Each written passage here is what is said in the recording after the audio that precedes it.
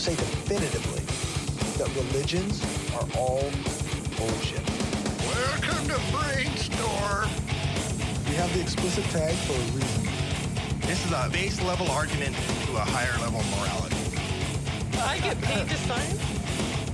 To science as much as one can science. What the hell was my point? Trigger warning. The Brainstorm podcast will criticize your most cherished beliefs. We attack nonsense in all its forms and discuss difficult subjects.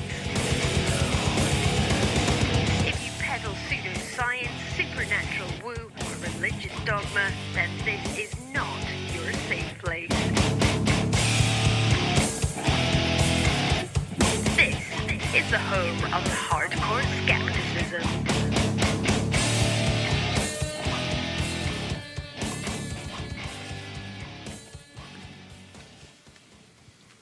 All right.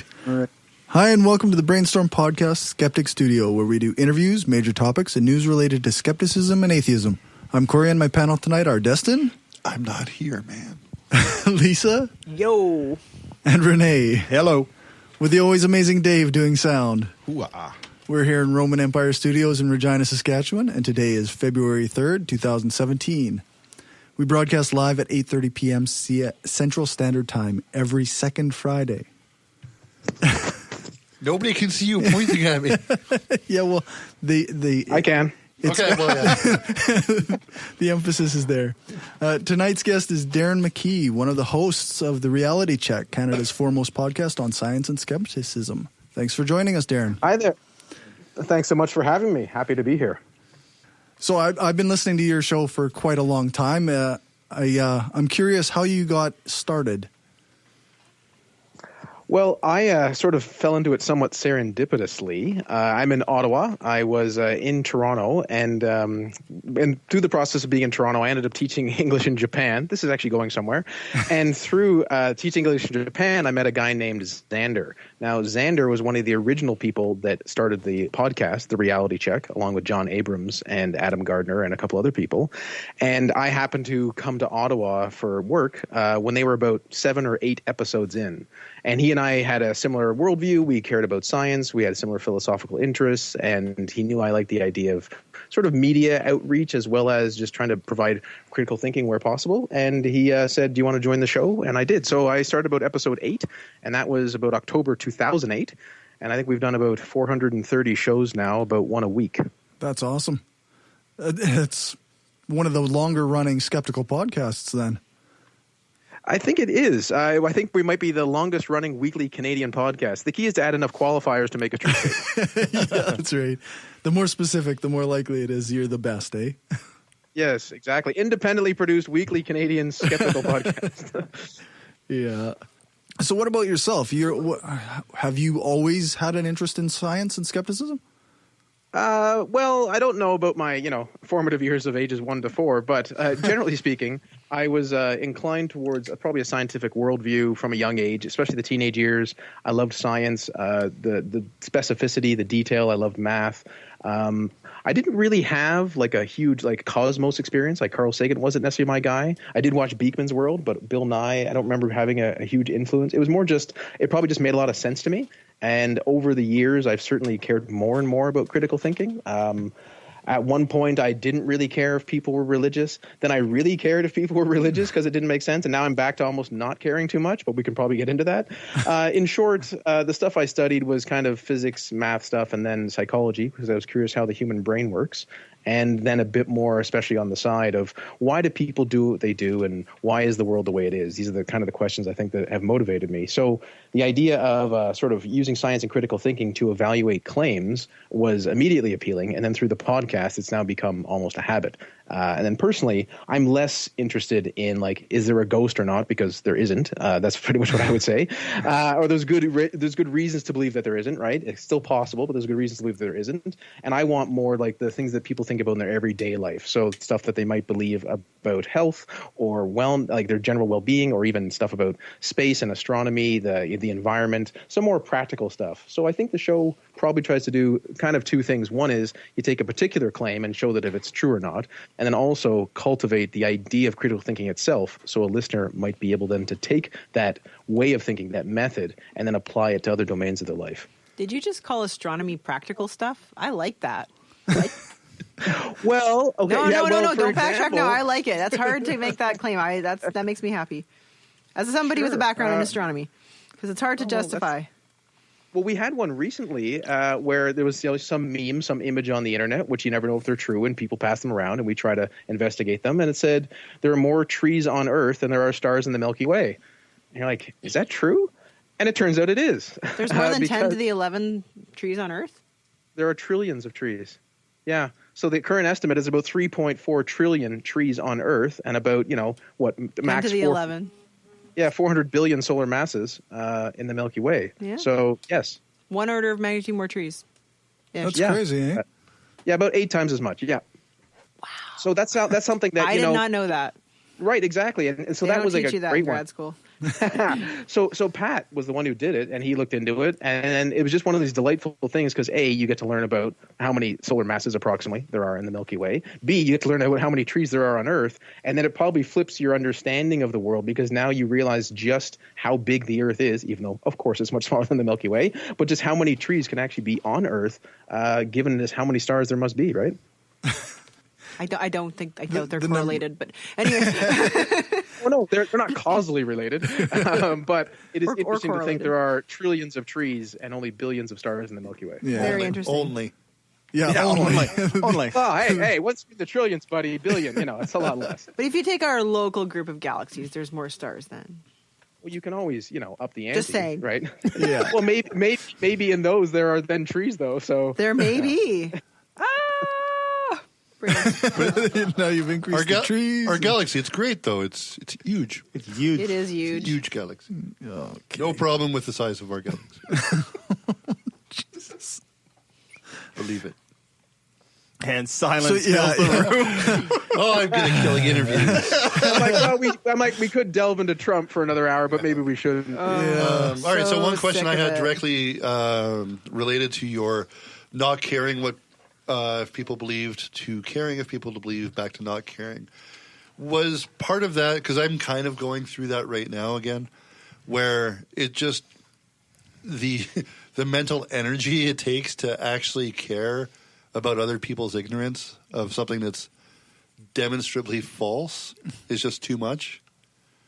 Certainly, that's a component. I guess it has multiple parts, so maybe we'll take them one by one. First is the implausibility, or the things that just don't add up. It's incoherent, and that's, for some people like myself, it's viscerally bothersome. Right? It's frustrating when someone else just doesn't seem to see the logic or the error of their logic, and that's frustrating. So there's one is like a personal, should I really be involved in this? Then there's maybe the more practical, where if you ever have a debate, I don't know if anyone really changes their mind. Really, if you can find someone kind of in the middle, that person is probably good to have a calm discussion, not an argument, but a discussion about, and then maybe you can explore ideas together. But any sort of debate, people tend to, and this is not just for religion, become more entrenched, right? Yeah. Cognitive biases kick in. They think they're more right. They're less likely to change their opinion.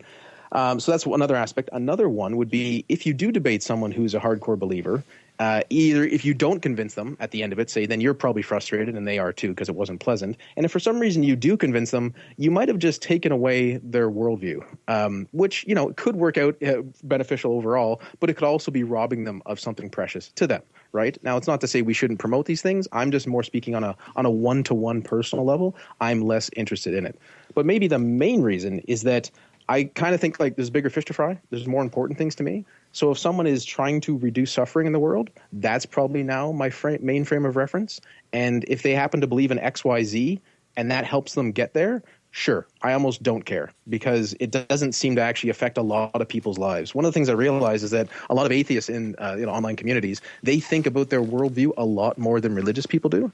So it's not like the religious person every day is thinking about God and the influence in God and how it makes sense or not sense. They're just kind of living. And then once in a while they might go to church and once in a while they might pray, but it's just generally not part of their day-to-day lives. So it doesn't really have much of an impact in a way. This is, of course, not true for religious extremism or something like that. But I would just say that for us, if we're thinking about it all the time, it's really, really important. But for a lot of people, it isn't. So I'm probably more inclined to appreciate the existence of someone who is religious, who's doing a lot to reduce suffering, than an atheist whom I might think is more logically correct, who just isn't. Now, I'm not trying to make a false dichotomy, but I'm just saying if that happened to be the case, that's how I kind of see it. I do have religious friends, although I don't have many new religious friends. so they're kind of grandfathered in. But that's an experience where, like, I have some really good friends who I met when I was the age of 5 or 10, and they're great, and we don't agree at all. And now I sort of think, well, are there people that I'm missing out on that are great friends because now I think their worldview is absurd, so I can't really engage them in that level, and then maybe that's my loss. But at the moment, it's more that I find it harder to interact with people who have a fundamentally different worldview. And that's not just a religious one. If they are very into New Age stuff, or as maybe linked like homeopathy or almost anything that's absolutely absurd, and if it's a really big part of their lives, it just becomes harder to respect them intellectually. I might respect them as a person, but it's just harder that way. That sounds fair. But I was going to say, isn't it a question of values? Of like, an atheist, I'm just making an argument here, values truth in the sense that it's important to them to find out if it's actually true, if there's a God or not, or true if a certain claim is true or not. Whereas, how do you foster the question is, how do you foster critical thinking in a person who doesn't have critical thinking about a fundamental belief they have, such as, I don't know, whether or not there is a supernatural being who listens to their thoughts? Well, that's an interesting one. So first, I'm somewhat hijacking it to make a sidetrack, but a lot of people do have very good critical thinking skills, except in one domain. And sometimes that one domain is religion. Sometimes that one domain is like they somehow believe in astrology. They seem like an entirely reasonable person about all these things, and then they like don't believe in climate change. Or almost everyone has some sort of nugget of nonsense that they seem to hold on to and don't examine. So I would say they don't value critical thinking. That like it doesn't make sense. There's something fundamental lacking there. Then so I would say it is probably strategically not wise to think it's all or nothing. Meaning, people value critical thinking on a continuum, and very few people like go all the way. Because maybe I don't know if we're getting into this or not, but I have certain views on morality and free will, which I think the critical thinking community is lagging behind. And they just accept that they're not being that rational. But they really want everyone else to be fully rational for the things that they care most about. So I've kind of seen that many people have many different abilities, and we apply certain skills in critical thinking in many domains, but very few of us do it in all domains. And you could make a case that if you did it in all domains, your life may not be better. It's hard to know, right? Certainly you don't want to think you can outrun a tiger and you can't, right? Duh. But there are some things, and this is maybe an odd contrarian position to be, that I believe in examining a lot, but I also think I can understand that for someone else, if they start digging around, they may end up worse off. Well, I think a lot of us we have our little nugget of bullshit that we cling to, and I think that you get to the point where, especially if you're critical thinking, you're critical about the way you think about everything else. That you get to the point where your defense of your ignorance is almost arrogance based on your way of thinking. So you just assume that you don't have to critically think about it because you already know you're right. Well, right. That is a terrible habit that is popular in many people, including in the critical thinking community, because they've had, I think, so many real experiences where it turns out they've been right. They then don't have to push themselves in certain communities to realize that maybe they're the one who isn't right. Or, cultivating that continual awareness that you could be wrong, and self-criticism and humility. That's what I would push for. Cognitive humility. That here's what I currently believe. Here are the reasons I could be wrong. Let's explore it. And I really like the idea of explorations as opposed to arguments, not only because I think tactically it's better, but I think structurally it's better. Well, then you can get both people looking at it together instead of from opposing views. Well, right. Are you really trying to of course, are you trying to really beat someone? Is that really kind of what it is? And some people, I think they're partly showing off, right? Yeah, there's definitely some of that. Yeah, and I understand that. I understand the impulse for that. I try not to cultivate that. But there's other people who I kind of now see the broader landscape. I've had certain privileges of education, of opportunities, and I've been then therefore enabled in a way to think in a certain way, which allows me to understand some aspects of how the world works. And other people just haven't had that chance, or they just don't happen to have that disposition, that inclination. And so I can't fault them for it as much, even though I'm frustrated by it and I might resent them. I don't hold them responsible in the same way. I guess I just personally feel that a lot of the things that I see going on in politics, for example, frustrate me because it seems like a lot of members of the public don't have critical thinking skills. It's not something we foster in our culture. It's not something we foster in our children. And it to me, like that explains the whole Trump rise to power, the whole fake news thing, that people's lack of ability to assess the situation.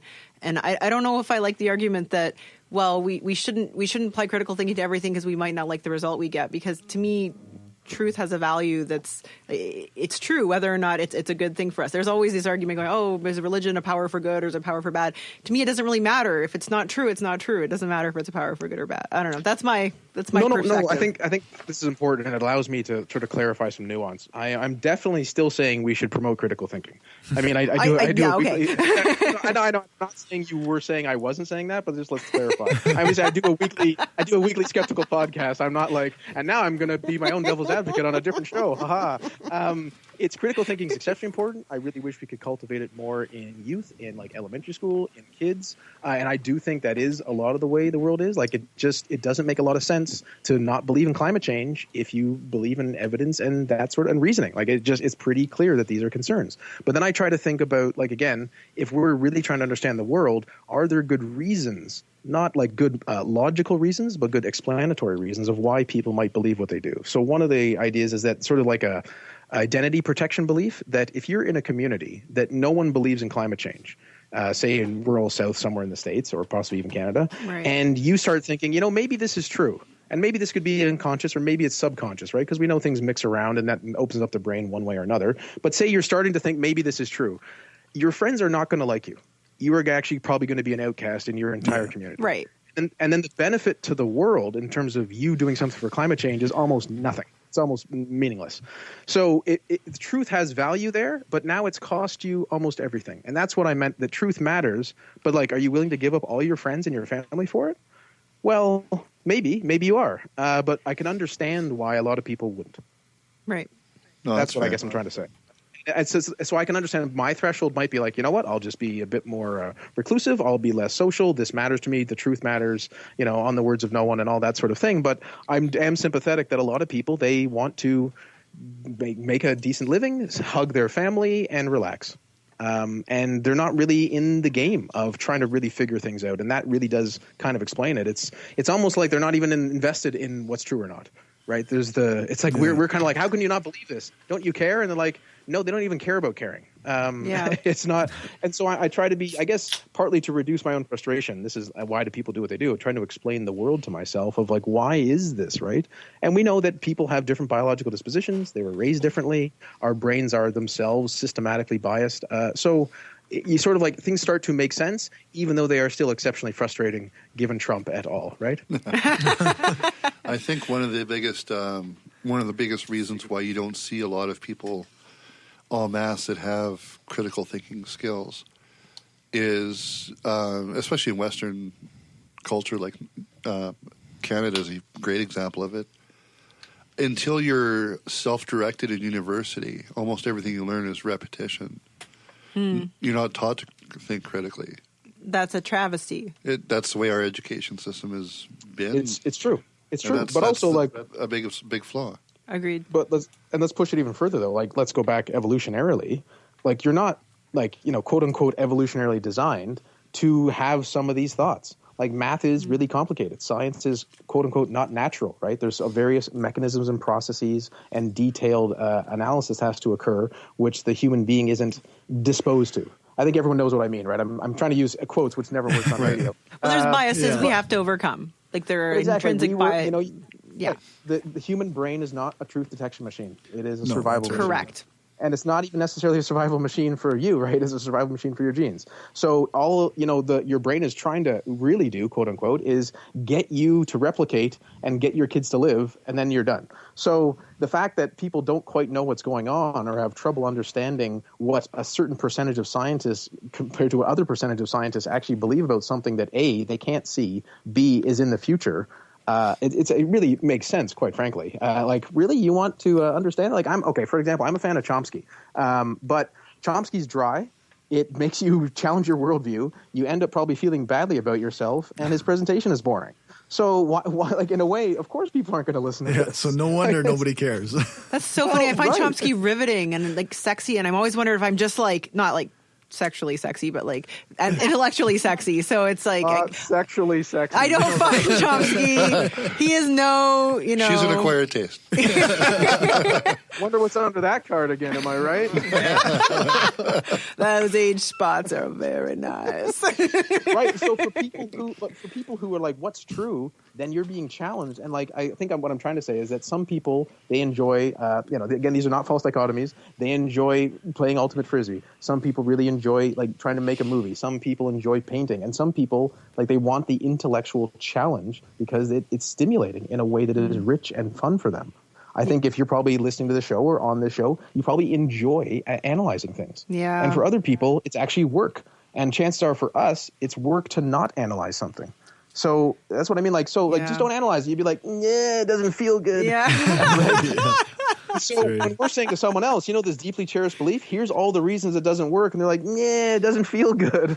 You're like, well, yeah, I know it doesn't. And sometimes you push them because, again, stuff matters and climate change is real and it is important. And we should have people challenging these ideas. But I guess, as I said, on a personal level, on a one-to-one at a dinner party, how many times are you going to get into a long, protracted discussion about why someone else might seem to have an absurd worldview? Yeah. I'd rather try to tell them, oh, do you ever donate to charities? I can maybe recommend some ones that are more effective than other ones.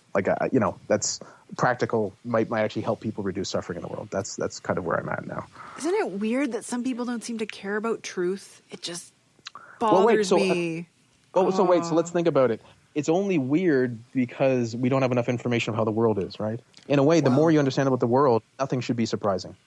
It just gives you an opportunity to update your worldview. So it is weird, let's flip it, that anyone cares about truth, right?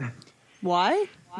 Well, because again, as I said, you're not a truth detection machine. Right. So why? You're not biologically disposed. You just need enough truth to get by. You need enough truth to replicate. So it's only almost, well, I won't say luck, but a series of billions of events and non-events that have allowed us to now truth is important. Let's pursue truth. I'm a human that cares about truth, and that's great, and I'm one of them too. But it is, again, I think the default is not caring. So it's sort of like we have to explain the opposite of what we typically assume. Part of the problem is sometimes truth does have kind of a translation. There's scientific fact, and then there's what's true, which gets into philosophical stuff that I don't understand. I'm not going to get. I've just been listening to a bunch of stuff about Plato, so yeah, when you start talking about truth. Truth being absolute, that's getting into philosophical crap. There's things that are true. There are things that are true. Oh my there are God. subjective truths. You're talking scientific fact. I'm talking what we deem as truth. This is you don't need reminiscent. scientific in that. You just need fact. Go listen to Sam Harris's podcast. Not Sam Harris. It is unlistenable. It is so awful. They spend 2 hours talking about truth, and it's awful. That's my problem with Sam Harris. But anyway, brutal. It's not Sam Harris's fault. Anyways. So that's the one with Jordan Peterson, and that was both interesting. That was interesting and messy. But I had to turn it off. It was unlistenable. But there is a fundamental point, right? That when you say there's just truth, this is where, so I'm a fan of science. I think it's the best game in town, right? I think it's one of our best means of understanding the world, and the idea of using empirical analysis, research, critical thinking, broadly speaking, that applies to multiple domains, right? Whether it's history or sociology or anything else. So I still think that's useful in that domain. But we also have to acknowledge that either we already know everything, which we don't, or the things we know now are provisionally true, because that's what science is. It's provisionally true. It's as the best we have, and we have good reasons, which is why I usually try to be pretty careful. It's not that there are no ghosts. It's that there's no good reason to believe there are ghosts. sort of allowing that as possible, right? Yeah. Similarly, we currently have very good reasons to think climate change is real and a problem. We have very good reasons to think astrology makes no sense in multiple ways. And we have very good reasons to think, in the general notion we have about the scientific worldview in terms of evolution and the solar system and how galaxies form and all that. But we also can easily see that over the past, decades, hundreds of years, there's been this increase in knowledge because we've learned things that we didn't know before, and we used to think some things were true, and now they're more true. And this is not me saying like, oh, science doesn't know everything, because I hate that argument. But it's more the Isaac Asimov, like, yeah, but we're moving in a certain direction. Things are more true because our model of the world, I think, is getting closer and closer to approximate what the world actually is. But it's still always going to have to be an approximation. Yeah, but science is a means of getting at truth. It is not truth itself. It is a way to get there, right? But truth itself is immutable. It is that. But I'm not sure. But let's think about what does that mean? Like you're trying to. It means if something's true, it's fucking true. I don't know. There's a difference between true it's a bit tautological. What I'm trying to say is okay, there's a difference between truth and fact. Right, but like in this, I think let's say yes, there is. Yeah. So here, Lisa, if two people witness something from a slightly different perspective or a different angle, they'll both have different views. Both views will be true, but only one effect will be a fact. Only one thing will be a fact. Both of those views can be true. Are the two views contradictory in this? If they're different at all, they're different.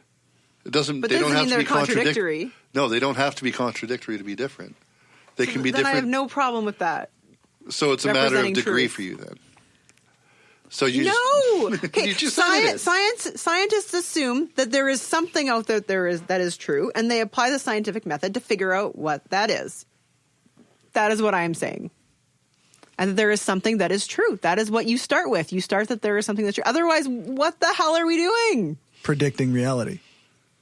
Yes, reality being the truth, being what exists, what actually is real. Like, I don't know how else to say these words.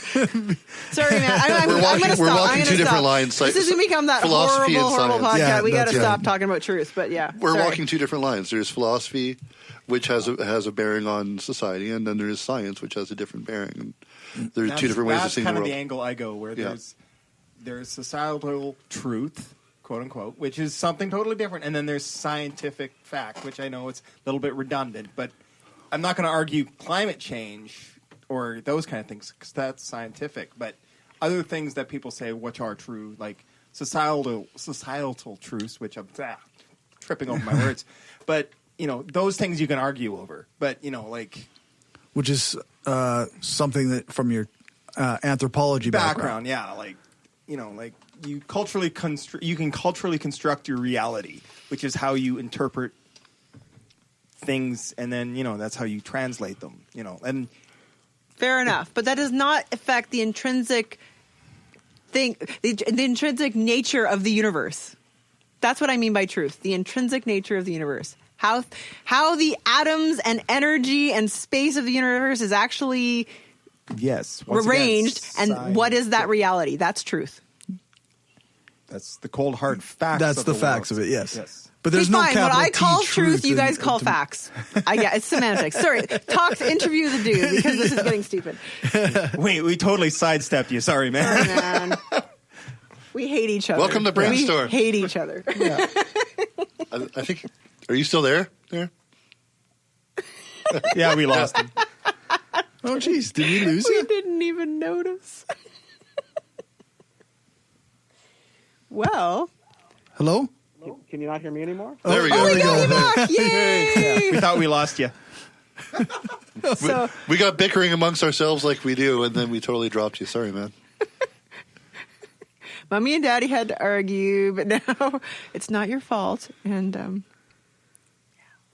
Okay. I think now we still can't hear him. How about now? Yep. Heard that. Okay. Maybe my microphone here is getting finicky, but you can hear me now? Yeah, that's better. That's okay, better. sorry about that. What I was trying to say is it seems like you're converging on something that I usually try to implement, which is that when you start thinking about what does this word mean versus that word mean, add the description, like the full sentence of what you mean, and it turns out you agree on what the sentence is, you're just calling it something else. Right. So it seems like that's where you ended up.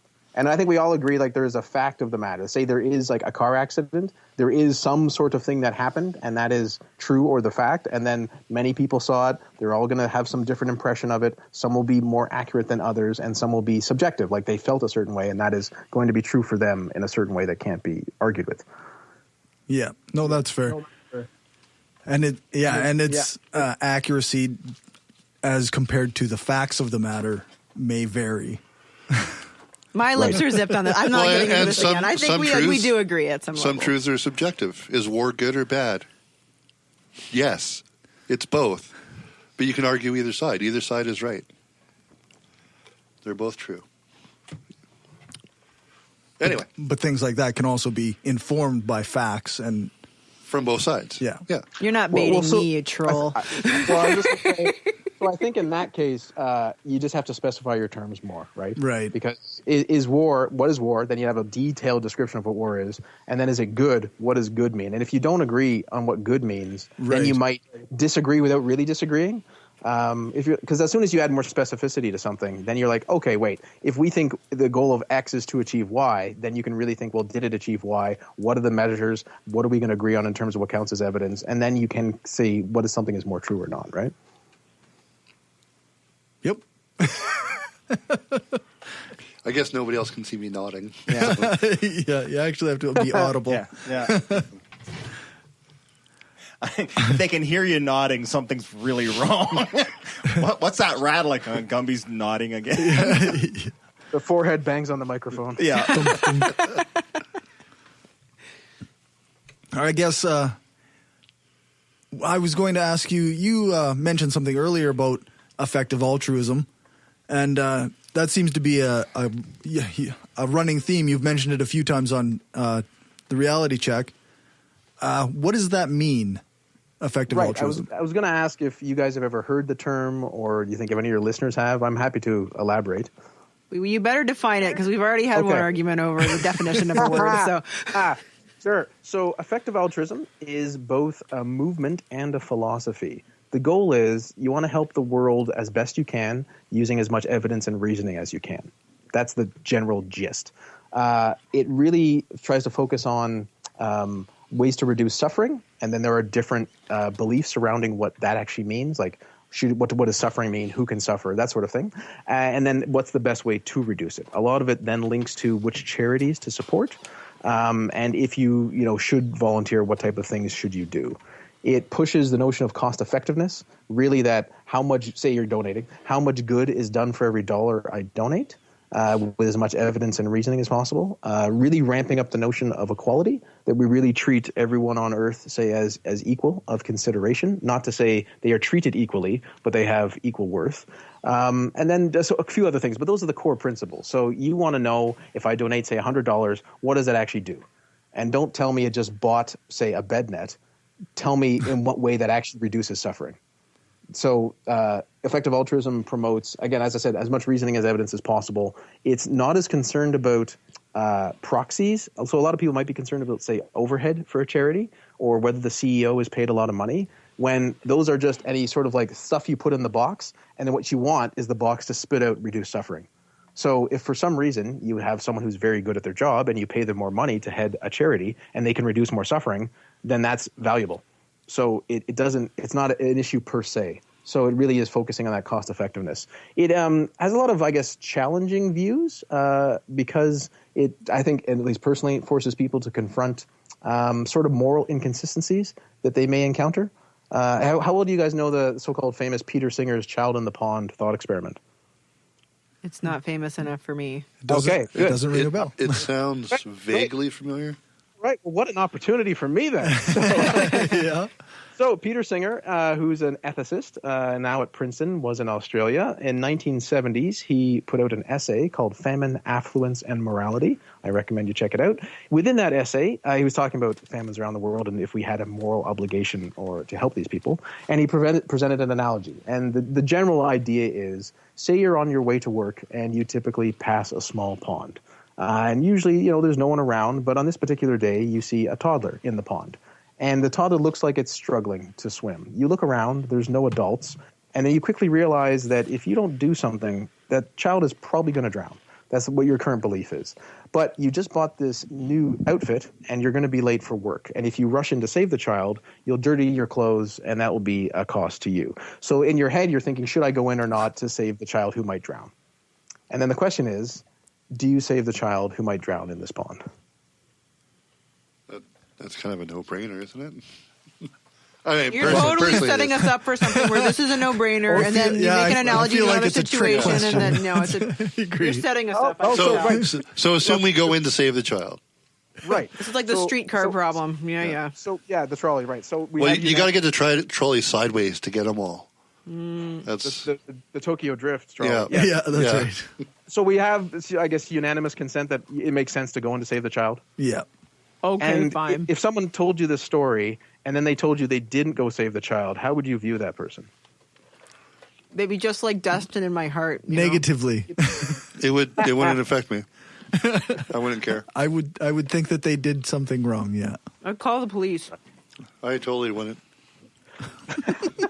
Okay, a variety of views. So it goes that if you say you save the child, then on a broader level, what you're doing is you're willing to accept a cost, which is, say, to clean your clothes and whatever late for work, whatever that might be, to possibly do something useful, which is save this child's life.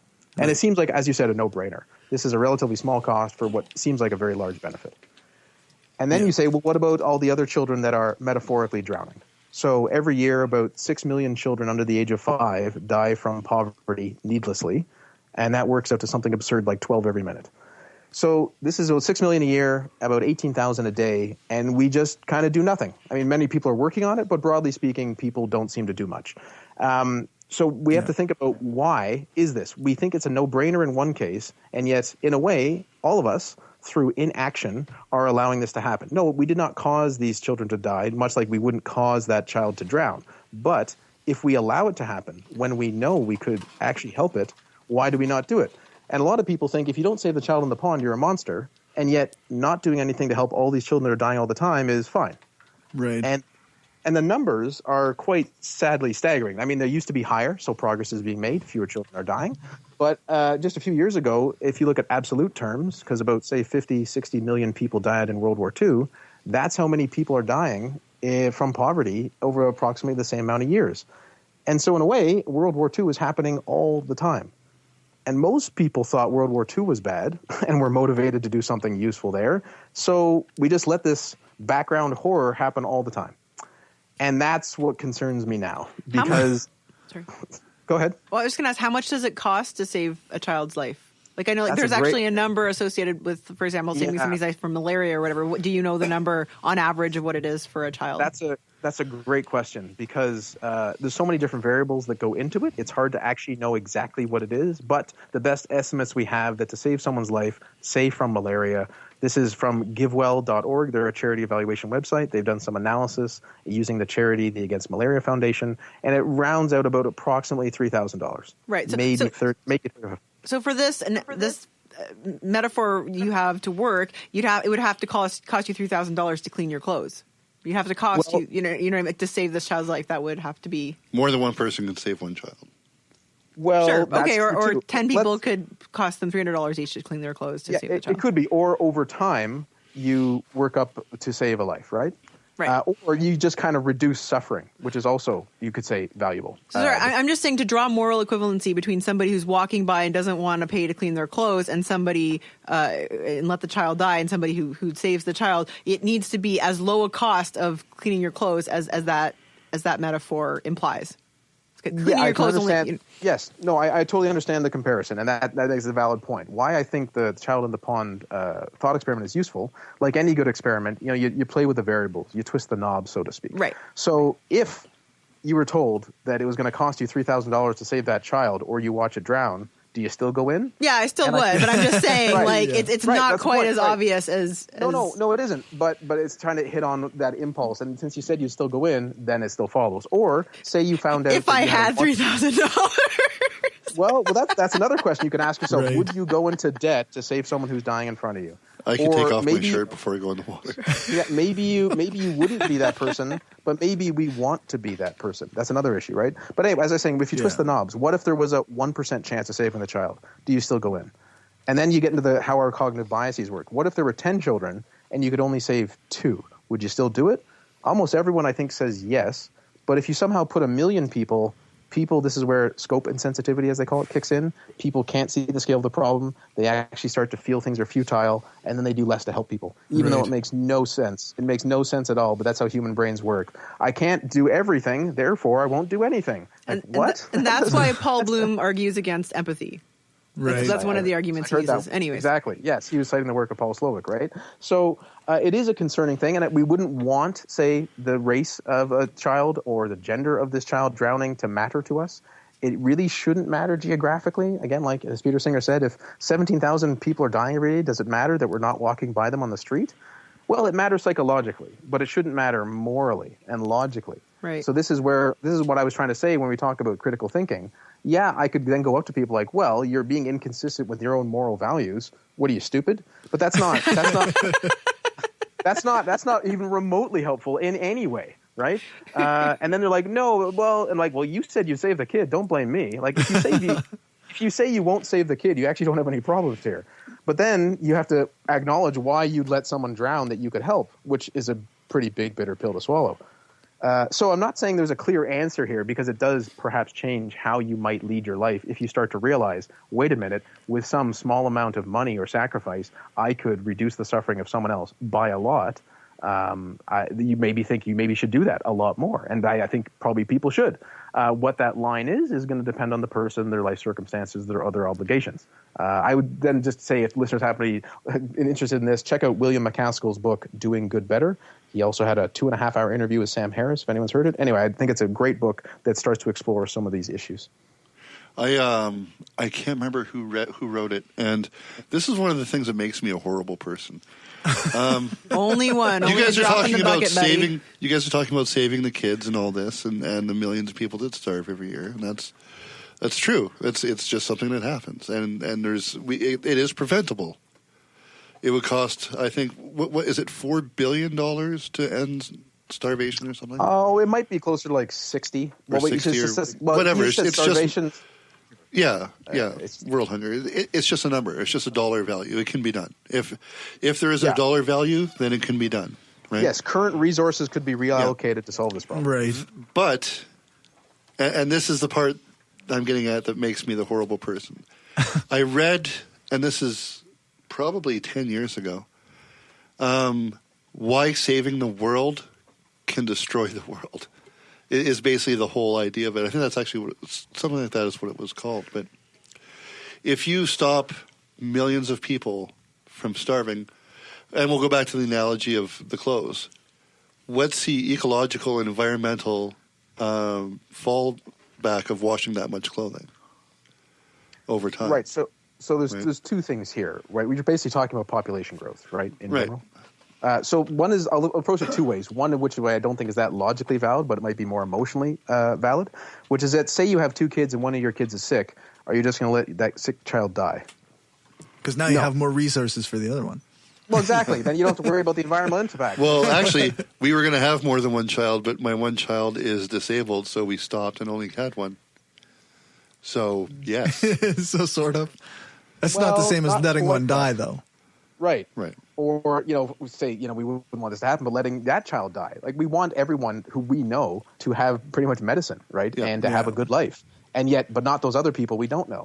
So that's one way of looking at it. Now, the other way, which I think is actually more fair, is the big landscape view that, since you're deciding what to do and try to help the world, you do have to take a broader perspective. And that might include directing your resources to some people and having some die and some not, and thinking about the longer term implications. The reason that you'd want to protect the climate, I assume, is not because you think it's important in and of itself. It's because you're concerned about the future suffering or the current suffering of other sentient beings.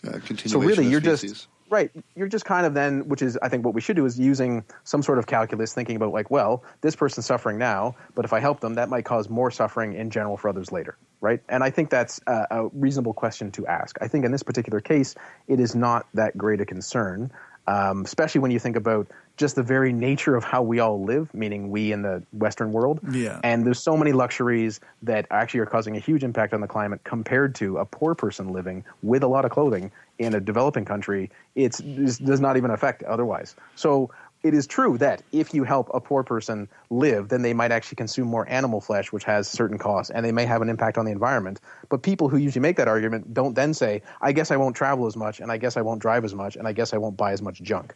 Fair. Oh, I agree completely. If me giving up fossil fuels means that there's a way to strike a balance for environmental and ecological weight of nobody dying from starvation or disease, I'm all for that. Right. It would be nice Obviously. if that was the option, right? Yeah. Because if you just give up fossil fuels, it doesn't do anything. So I think this is where, as a human, you can try to make your actions correct for what you can do, which is you try to cut back, you try to live a better moral life, but you also realize there needs to be a larger public policy push. Like, yes, we need a price on carbon. We need to shift behaviors. There needs to be international agreement. There needs to be all these other things to actually make a difference. Back to the population, though. As much as many people are worried about overpopulation, people like Kevin Kelly are concerned about future underpopulation. It does seem like the world's going to peak around 9, maybe 10 billion around 2040, 2050, and then it's going to go down. And I don't think it's ever going to go back up unless you count like simulated uploaded brains or something like that in the future. So I'm not as concerned about that. And also that for some situations, if you can make it so people's children don't die, they actually have fewer children. So say you want 5 kids. If you want 5 kids, some communities you almost have to have 9 because the mortality rate is so high. Right. To get 5.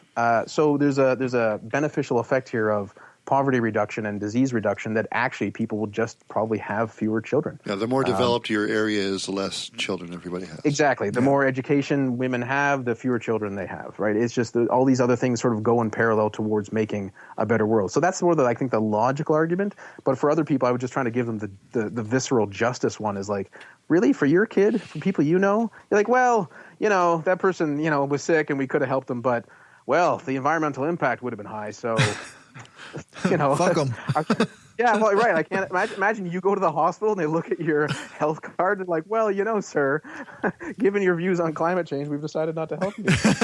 Yeah. You drive an SUV, you're done. Okay, let me check your health insurance and your carbon footprint. Exactly.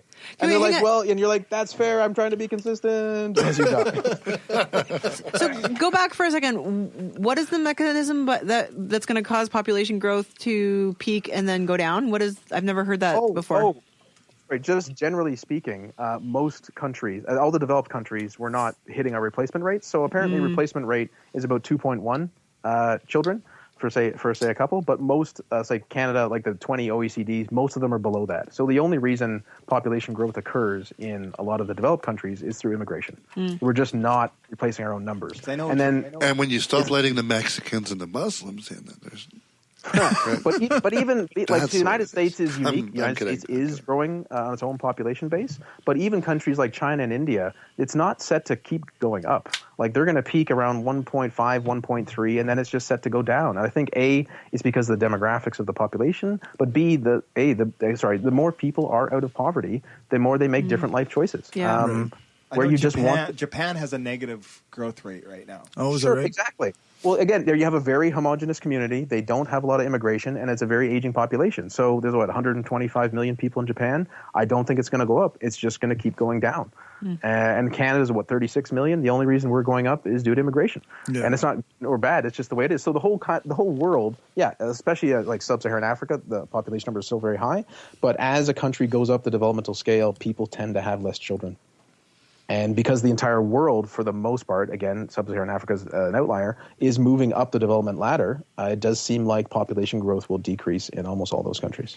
Well, and we are heading towards losing 2% of our surface mass, surface area, to water. I have been working out. Oh, that's what you meant. Okay.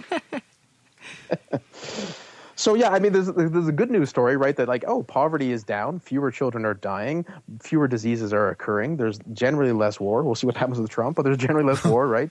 Steven Pinker's violence has declined. This is generally true on Earth, and fewer children are dying needlessly because they're just not being born in the first place. Greater access to birth control, greater rights and privileges, all this is sort of a good trend line.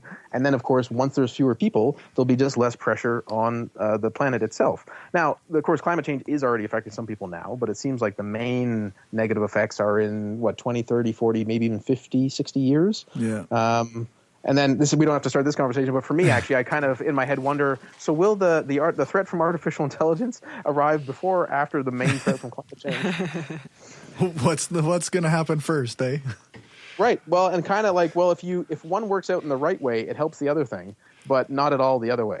Yeah, that's actually crazy because I actually had a dream a couple nights ago, and it was like Skynet happened, and that's the only thing that saved the world. Oh, well, right. You know, Yeah. it's possible. It's World possible. floods, and then it's the Matrix. Come with me if you want to live. You guys are mixing up universes. It really bothers me. There's the Terminator. There's the Matrix. They do not mix. Sorry. Okay. I'm okay. It's okay. Deep breaths. It's all right. You've obviously never looked into Dark Horse. They mix fucking everything. Yeah, that's right. Grr. Grr. They don't touch Grr. my. They don't touch my Star Trek canon, do they? Oh hell yeah! You've never heard of the Star Trek Marvel crossovers? I just died a little inside. I didn't think there was anything left, but I died a little more. Well, I And don't know. silence filled the Anybody room on got that anything note. else? Any questions for us? Who are you people? What is wrong with That's you? normally the ones we get. But. No, I've certainly been blathering a while, so I'm happy to hear like any specific thoughts you have on the numerous issues I raised, or any points of disagreement, or anything else you think is interesting to share on those or related topics. Are you a shill?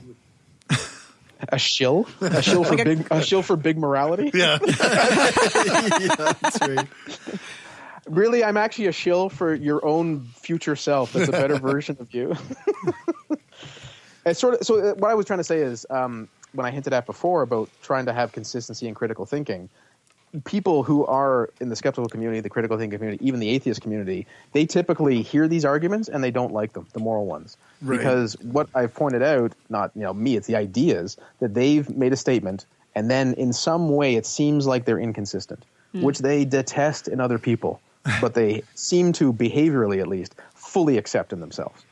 And that's what I find interesting. And that's why I try to be sympathetic, because we all have that, right? Yeah. And at one point, I did not think this way. It just so happens a series of words unlocked a way of thinking in my brain, and now this makes sense to me, right? And then I just try to think of different ways to have that make sense to other people if they want it. Again, it's you don't have to have the buy-in, but if you're like, I want to be consistent, I think morality is important, I do think we should save the child, now you might have a complication in terms of how you might lead your life. But I was a bit dissatisfied, as I said, by some of the people in the critical thinking community who go like, yeah, that makes perfect sense. No, I haven't done anything.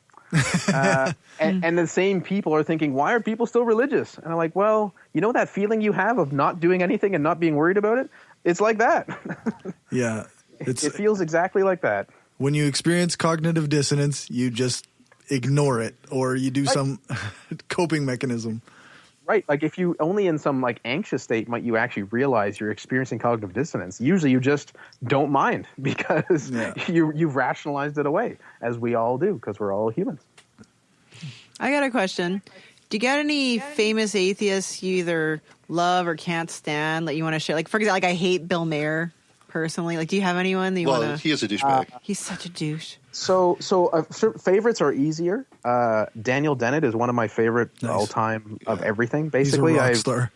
He is. So like Dan Dennett. So I mean, I did read like all the Four Horsemen books. So I know the Hitchens and the Dawkins and the Harris and the Dennett. But I think Dennett is the only person I would actually have someone who's religious talk to. And I say that because he's actually kind. I think he has all the information the other people have. He just is kind of nice. And his book is, I think, somewhat accessible. I do understand the importance of having a book called The God Delusion. I just think you're trying to reach a certain demographic. And while there are some religious people who think, all right, I'm going to take up this challenge, there's not that many of those. Like I personally know someone who read the book as a challenge because they were religious and they ended up not being religious, which is great. But I don't think that's the common experience. I think what you're doing is arming people who are already atheistic or maybe agnostic, which is still important, with, I think, the best arguments. God Delusion, I think, page for page, it has more arguments that are useful than anything else. But for Dennett, with his ideas on religion, which are great, and then he also has like just excellent books on like free will, and then consciousness, and then evolution, and it just seems very impressive that someone could know so much about so much and be able to connect this worldview and this thread together in a broader picture. So Dennett's enterprise is trying to reconcile science with our self-conception, meaning if you believe we are material beings, like the scientific worldview, there's matter, there's energy that it moves around and interacts. That means, we're made up of particles, and particles will make molecules, and molecules are cells and organs and tissues and so on. You just have a bunch of stuff. So how do you have a bunch of molecules move around and then tell you they have thoughts and feelings? How does that actually work? How does that happen? We certainly don't think of ourselves as a trillion-celled molecular machine. I mean, we might in the abstract, but not personally. You think, I want to go do this, and then I do it. I want to have some food, and I eat it. You don't think, oh, all my molecules are moving around. It's not part of how you understand yourself, because that's not how your brain works. But it is also true that that's kind of who you are and what you are.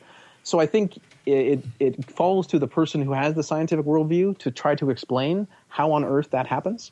Because without some background in, biology, psychology, how the brain works, all that sort of thing, I can really understand why people think it's just magical and it doesn't make sense. And they think they're souls and they think there's something that can't be explained because it's really kind of complicated and counterintuitive. It's sort of a tangent. I can go on about Dennett for a long time. But to answer your question, so Dennett is one of my favorites. Peter Singer is also the atheist, and he's obviously he is an atheist, and he is obviously an ethicist that I admire. And then Chomsky is probably the other one. Those are my big three: Chomsky, Peter Singer, and Daniel Dennett. And I kind of agree with most of what most of them have written, and yet.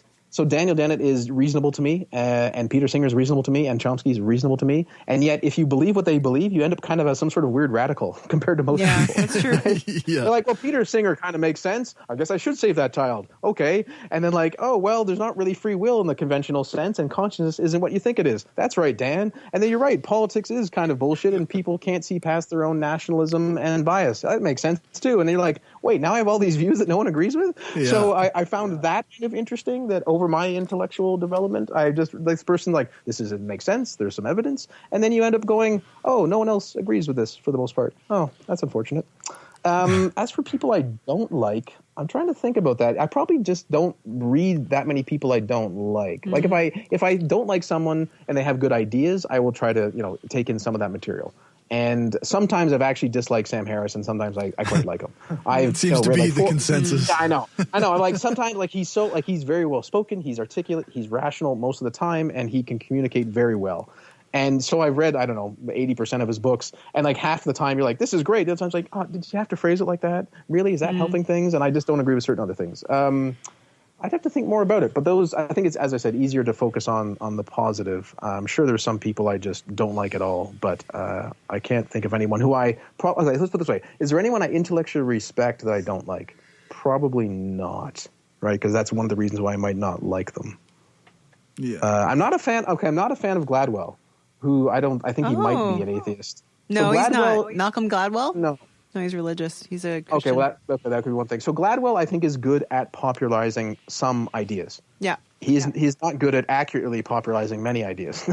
So it's more that if someone is interested in a certain idea and they're going to read Malcolm Gladwell, they might never read Pinker instead. That wasn't their choice. It wasn't like they went into a bookstore and like, I will read Dawkins, Pinker, or Malcolm Gladwell. So sometimes I think, and this is not a good nor bad, this is just trying to accept the world as it is and the people's inclinations and dispositions.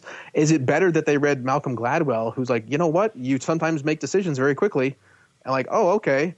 Is that interesting? Is that good for them to know compared to not knowing it? And this is where it gets kind of tricky. Certainly, I don't know, do you guys aware of that monk debate that happened with Steven Pinker and Malcolm Gladwell and Alain de Botton and Ridley? No, I don't know. Okay, so there was a debate which had these four people, Pinker and Ridley on one side, kind of saying, there was some debate question, it was something like, are humanity's best days ahead? I think that was the debate topic. You can find this online, I'm sure, somewhere, monk debates, something like that. Anyway, Pinker lays out the case that, everything has been going in the right direction and things might get better. We don't know, of course, because you can't know the future, but the trend line is positive. And then the performance by both Gladwell and Alain de Botton, who were arguing against it, I thought was embarrassing.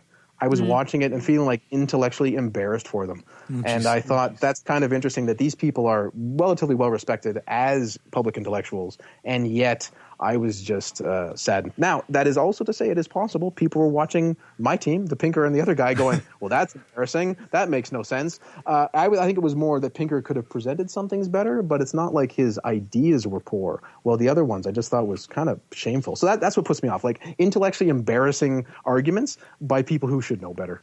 I get the impression with anything Gladwell does that he needs it to be quite polished, quite worked. I can't see him doing well in a debate forum where you have to, it's quite a lot of improvisation. I think he probably, his podcast is very polished and very high production value. And, I think he might just be one of those, right? He knows how to give a narrative, right? Yeah. Which is typically, again, human brains respond more to narratives than brute facts. So if you put facts within narratives, people are more likely to digest them, and that has good and bad outcomes. But he knows that, and that's why his book sells so well, because they are interesting, and you can follow along with some guy who did something, and then that reveals something about how the other world works. Right. What about you guys? Do you have any? Well, I guess do you have any like top faves and top ones you dislike?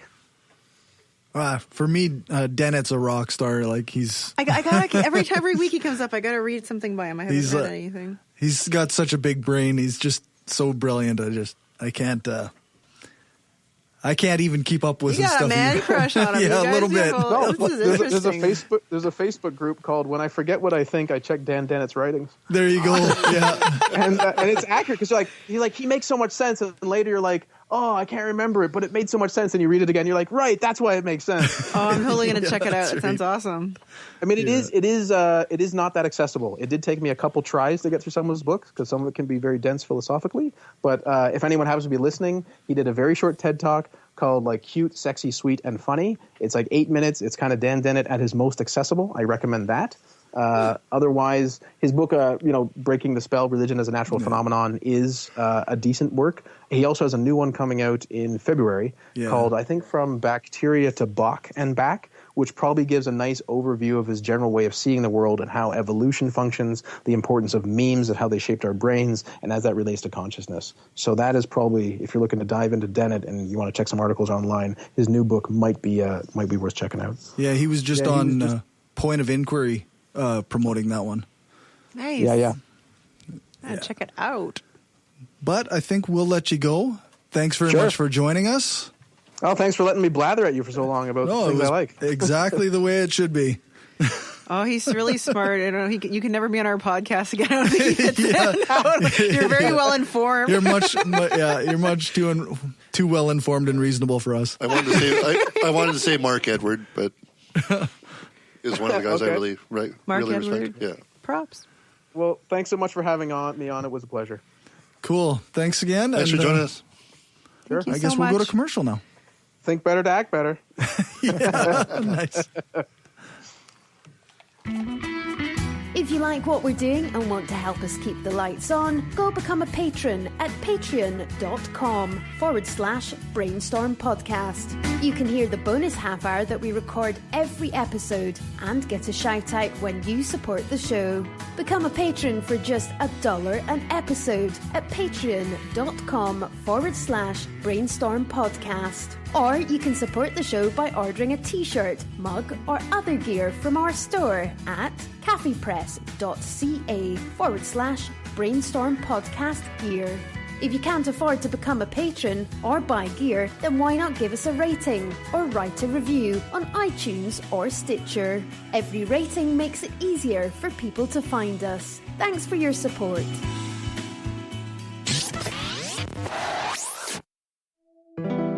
We are given one life, full of billions of small and large decisions. To be somebody, to change, to be kind, to give hope, to become a better person, and to leave a lasting impact on this planet. It is a decision to be made every single day while your heart is still beating.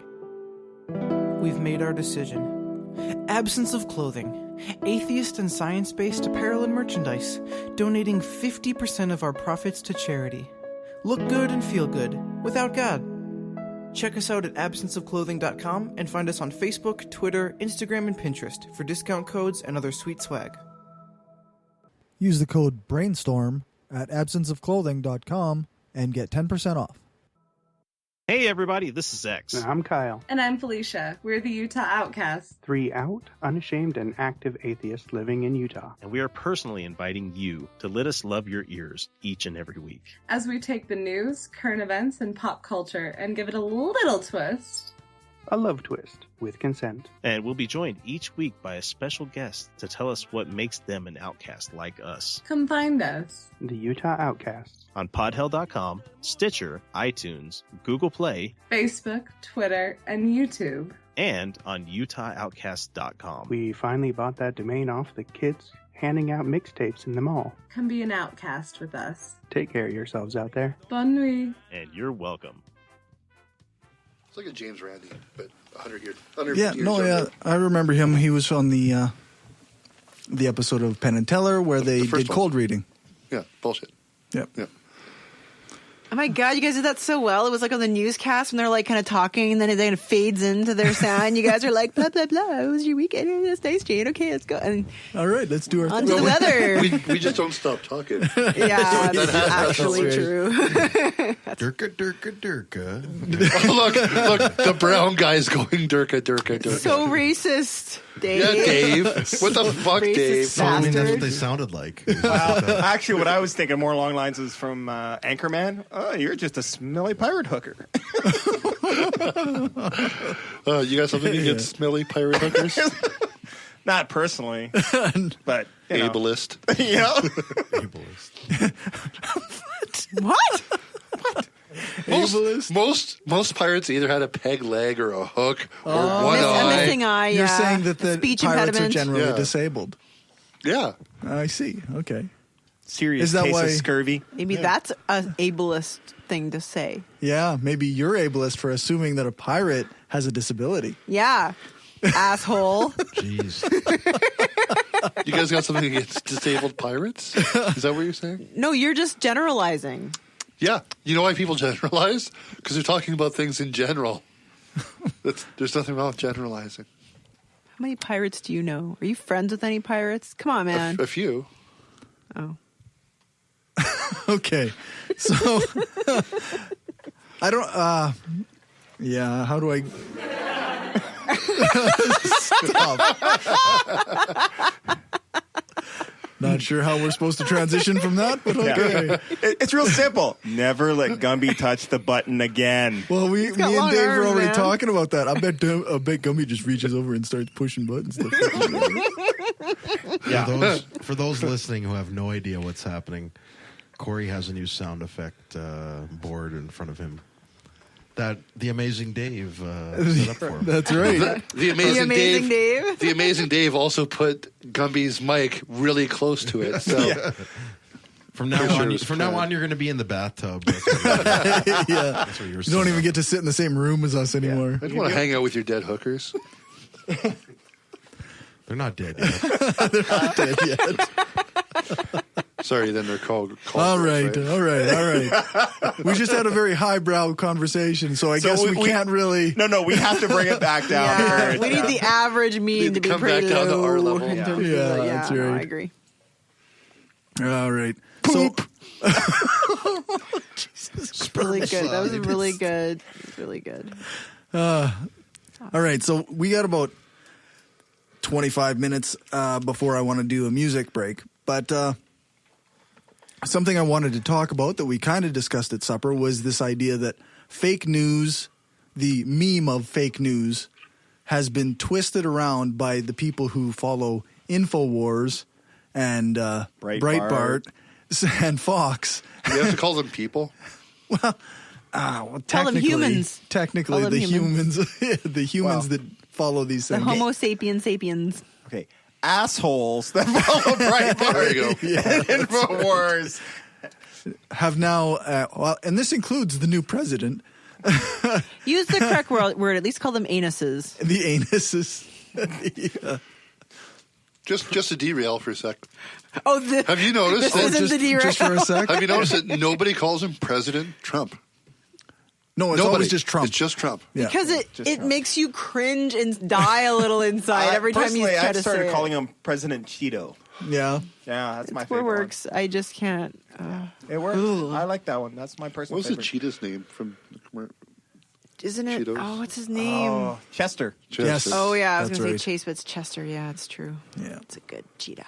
But why would we want to besmirch a good mascot by true. attaching him to So good at Trump? derailing. Yeah. geez. Anyway, Well, I just recently read an article about how we shouldn't, we shouldn't, because Trump was talking about how he's going to drain the swamp and and then I read an article about don't give swamps bad names because swamps are actually very useful ecological systems. Yeah, that's right. Anyway, continue. Sorry.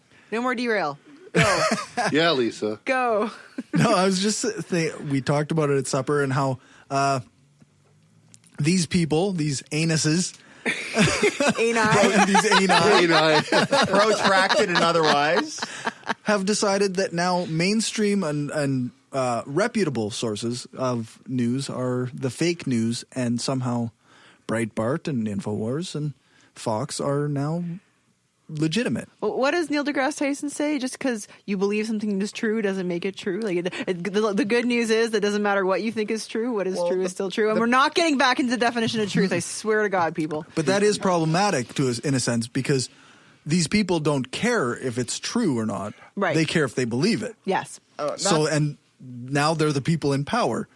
Well, the thing is I've seen people talk about this, and like it might be jumping to the paranoia and giving too much credence to it, but they're talking how it's like this is like a checklist of totalitarianism, attack the mainstream normal sources of information, right? And then you control it, and then you can warp it, and you just need to create enough noise for your base to be cynical about everything. Yeah. You just need to create enough confusion that it just distracts, and it doesn't actually have to converge on anything. You just have to plant that seed, a lot of seeds actually, to make a little storm of. I think just chaos. Yeah. The biggest problem that's coming to head is that, I mean, it's like that, sort of Facebook fight I showed you at supper I got pulled into, is that the U.S. government and any government, Canada included, and, whatever, they've done enough shitty things in the world and, done enough shit and covered it up that there's that question of what they might be doing. And, and the one that the chestnut they always bring out is not necessarily 9/11, but the invasion of Iraq and the WMDs. And the fact that the mainstream media went along with it. Right. So, see, they went along with it, so they're full of shit, and see, this just proves my point.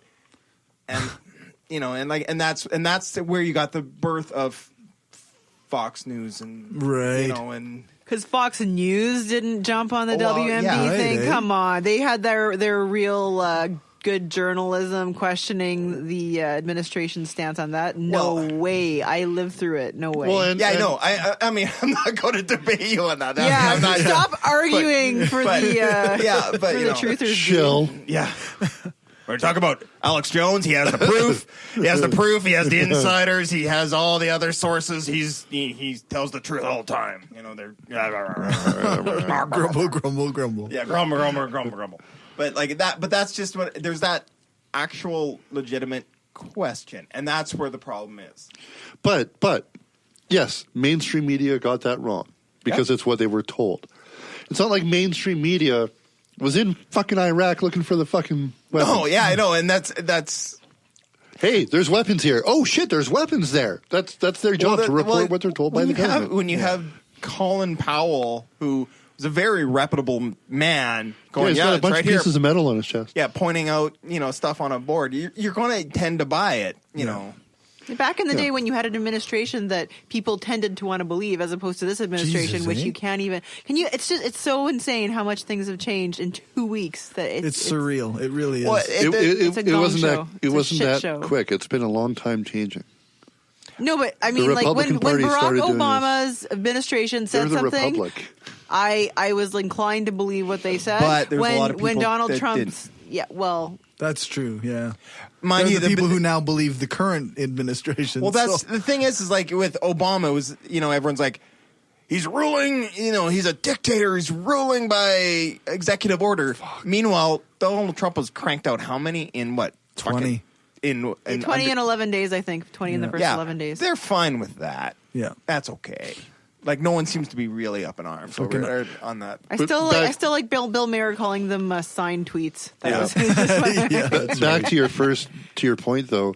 Yes, mainstream media got that wrong. Yeah, but these sources that are attacking mainstream media for getting that wrong have never gotten anything right.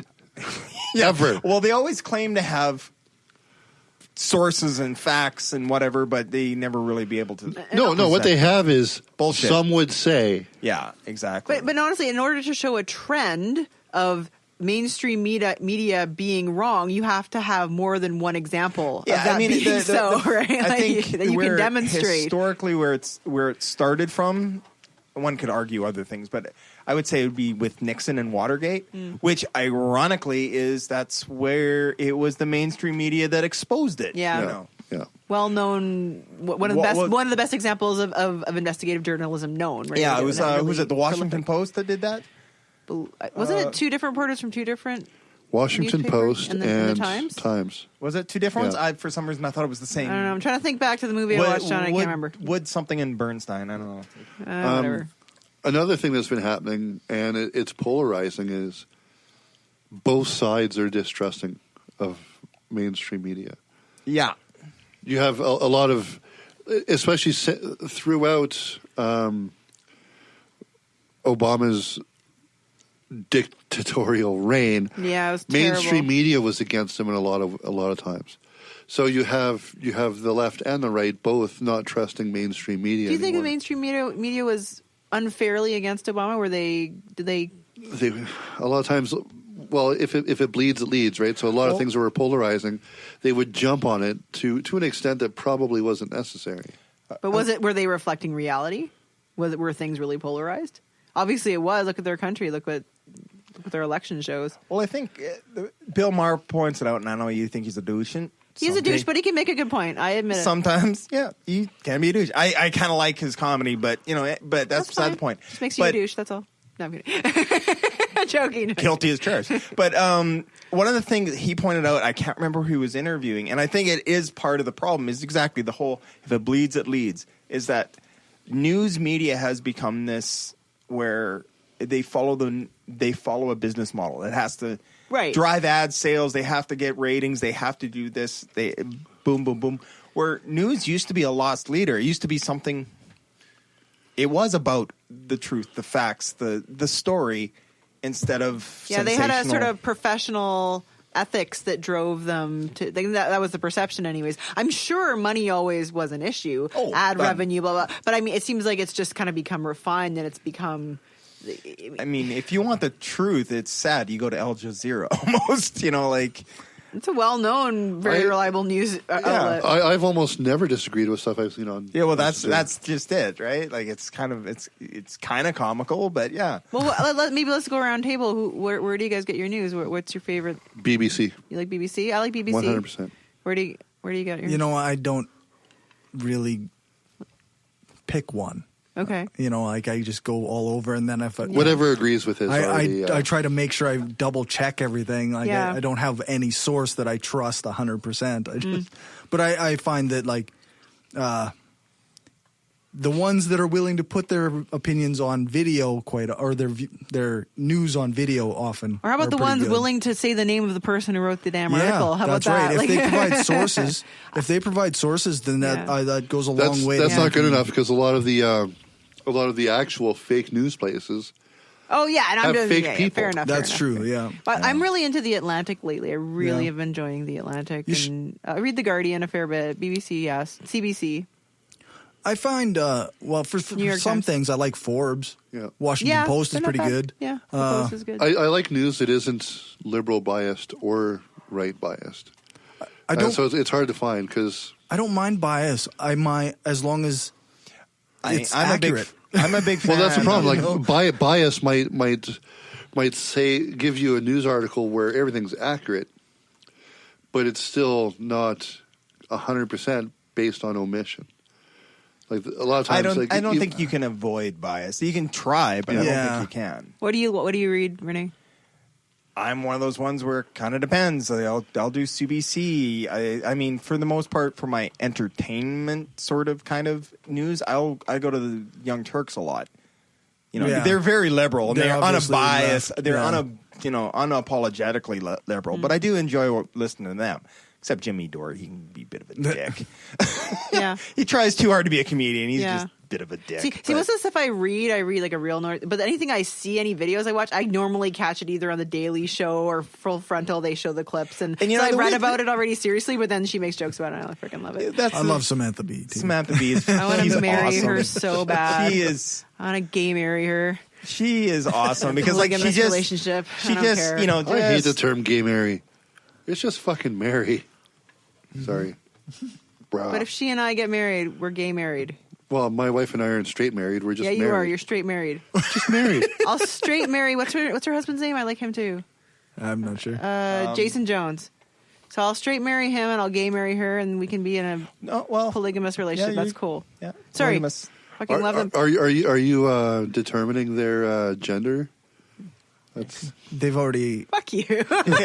yeah. They've kind of come out with something about that. Come out with their gender. Something I saw today on my feed was you can't call a pregnant woman an expecting mother because you're labeling her gender decisions.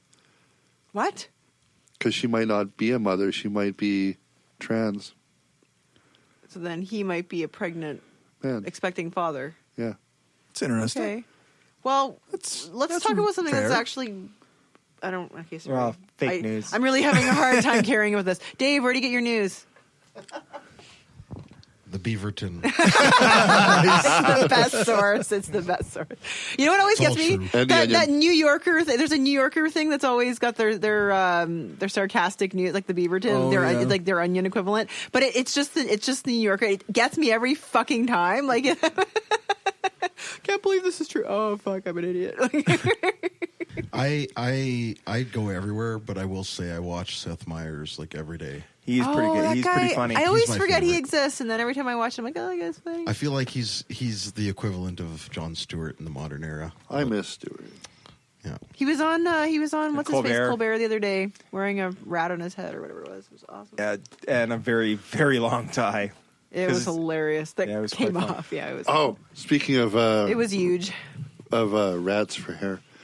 I don't watch SNL anymore. Saturday Night Live. Yeah.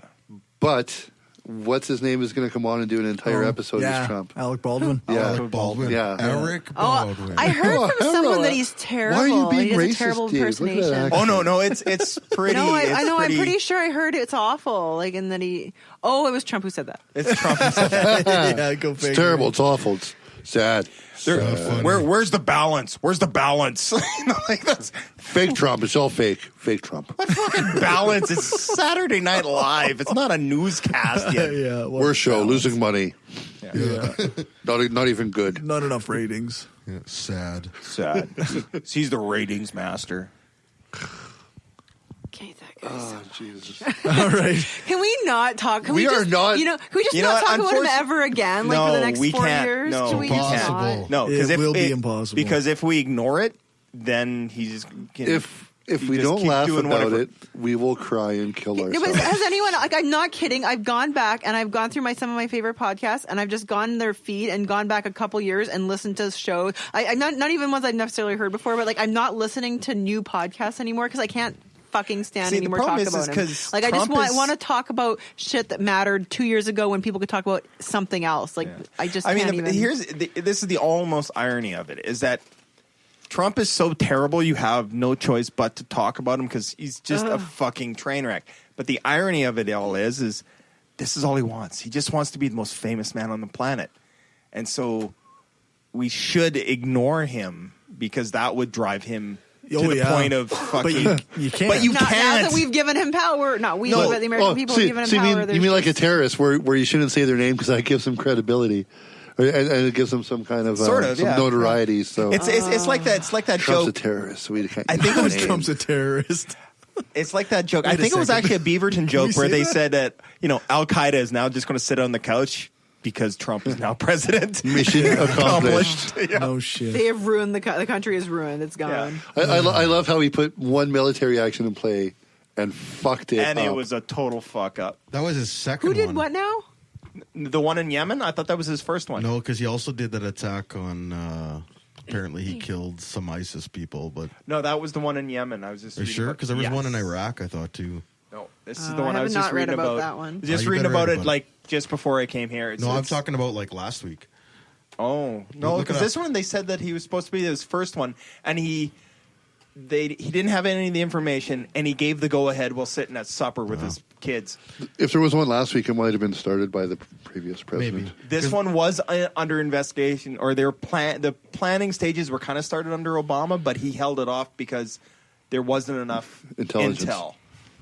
And then Trump just said, "Yeah, go ahead, fucking kill him." What do you need to know? And it actually happened because of lack of intel. Yeah, because of lack of intel. Yeah, apparently they dropped in, and I'm probably going to, because I just read about it before I came here, so it might not all the facts be right in my head, but they dropped. Some of his facts might not be true. Yeah, I might be making shit up. Who the Stop. fuck cares? Who the fuck cares? I need a stick to poke, please. Who the fuck And cares? before you continue, can I just say that I think pretty much everything Trump does is because of a lack of intelligence? Yeah, Continue. well, obvious, but apparently the team dropped in, and there was landmines, there was stronger resistance than they were planning, and basically they just dropped in and went, holy shit, they got guns.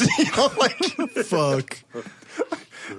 I thought there were just going to be goats and shit. Like what the fuck? Yeah. Okay. Where's the Republicans pounding on the table going, Benghazi. What's Yeah. Trump's speech going to be like? I don't respect these guys. I prefer vets to come back. Yeah. Fuck off, eh? Okay. We're going to finish up here before the music break. We forgot to plug the reality show or reality check for Darren. So check out the reality check at trcpodcast.com. That is the reality check podcast. You needed to find that. Well, yeah, but it's not therealitycheck.com. It's trcpodcast.com. See, now I'm going to fuck up the listener because we just said so many different trcpodcast.com. No, because you just said it 4 times. They can't forget it. Also, if you want to know about effective altruism, Darren just sent me a link for givewell.org.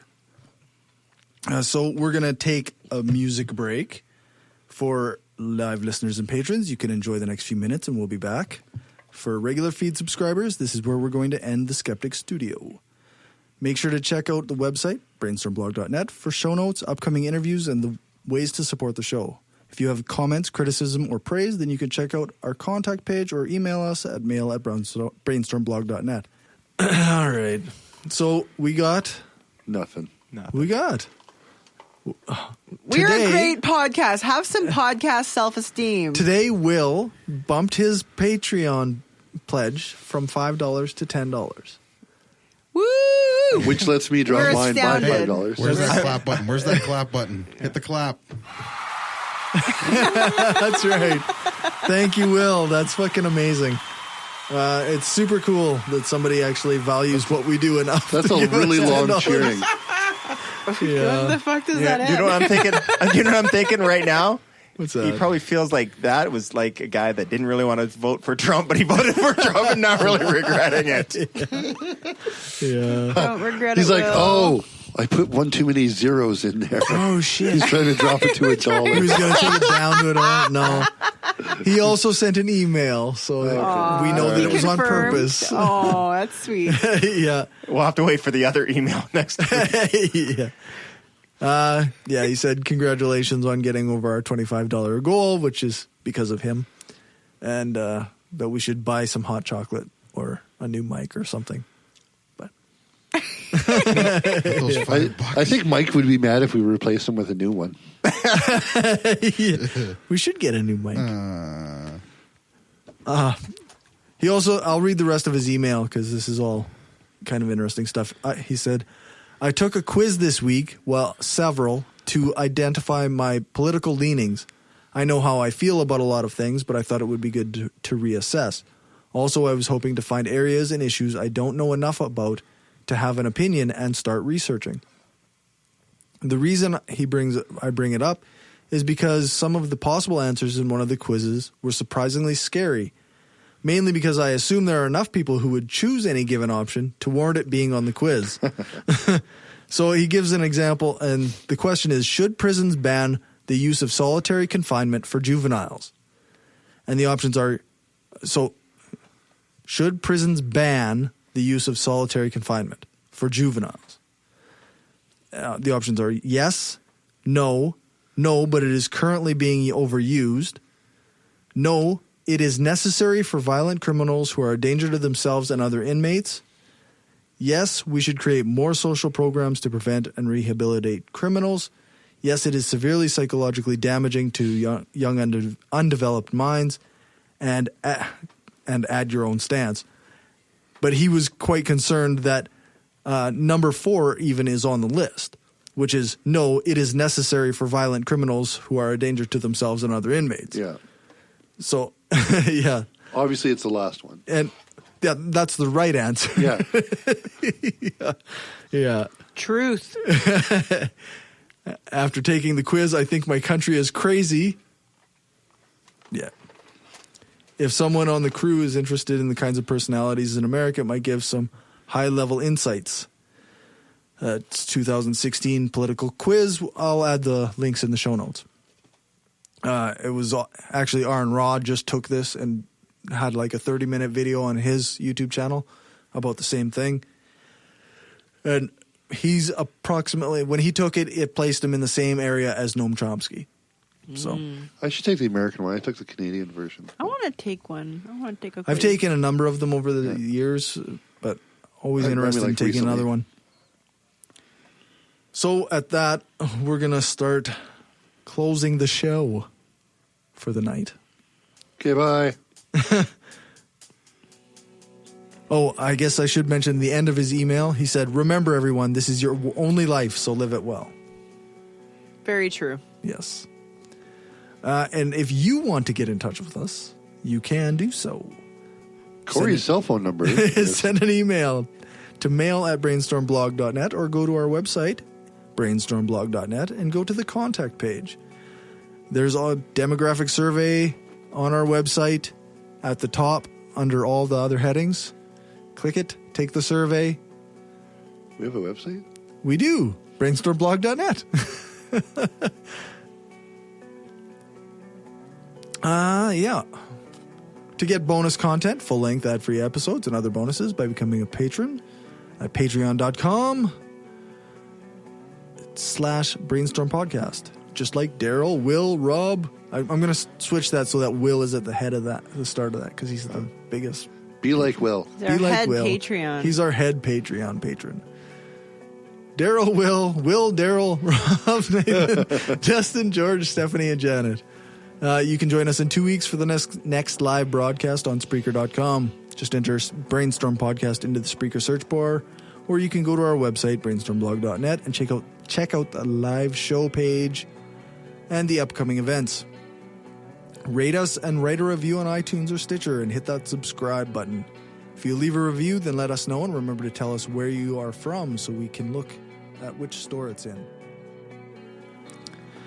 Thanks, Dave, for our intro music. Thanks to Alex Kapper-Murdoch for doing the voiceover for the intro and for some of our ads. Thanks to Jason Camo for our outro music. You can find his stuff at aloststateofmind.com. All music played is either with permission or under the SOCAN license to play. For more information on SOCAN, you can check out the music license info on our website, brainstormblog.net. T-shirts, mugs, and other cool shit is available at cafepress.ca/brainstormpodcastgear. And once again, I'm going to say, make sure to give us an email at mail@brainstormblog.net. We love hearing from you guys.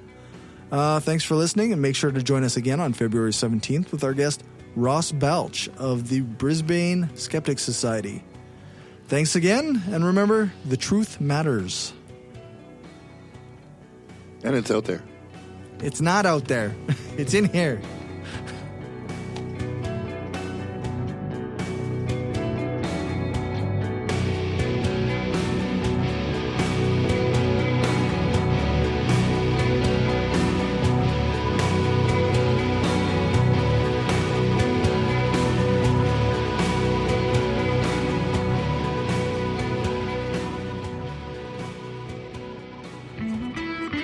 just wanted to say thanks to everyone who listens to us, shares the show, gives us a rating on iTunes or Stitcher, or supports us through Patreon and Gumroad.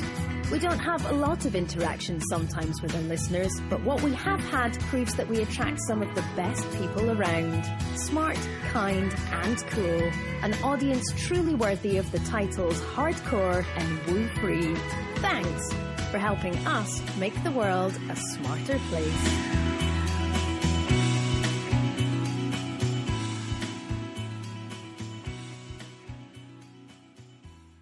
This is an opinion-based podcast. Each person on the podcast is responsible for their own opinions, and those opinions don't necessarily reflect the views of the rest of the panel. Any guests or anyone associated with the people on the podcast, such as spouses, partners, children, other family members, friends, or employers. No one person speaks for the podcast with the possible exception of Corey, and he doesn't speak for anyone else on the show. The Brainstorm podcast does not represent the views of our sponsors.